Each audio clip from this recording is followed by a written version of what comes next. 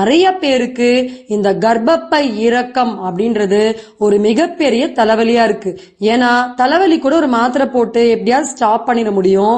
இது யூரின் போற இடத்துலயும் மோஷன் போற இடத்துலயும் இறங்கி கொண்டு எப்பொழுதுமே ஒரு தொல்லை கொடுக்கக்கூடிய ஒரு விஷயமாக நமக்கு மாறிடுது. சர்ஜரி பண்ணவும் நமக்கு பயமா இருக்கு. அப்ப இயற்கையான வழிமுறைகள்ல இத போய் மறுபடியும் அந்த இடத்தில் பொருத்த முடியுமா, அதற்கு என்ன ஒரு சாத்தியம் இருக்கிறது அப்படின்னு சொல்லி நம்ம இந்த பதிவுல பார்க்க போறோம். சரி, உங்களுடைய பொறுமைக்கு ஒரு பதில்.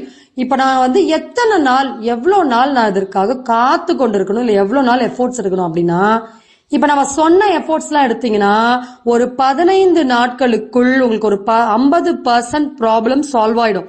அது தன்னுடைய இயல்பு நிலைக்கு ஒரு 50% திரும்பிடும்.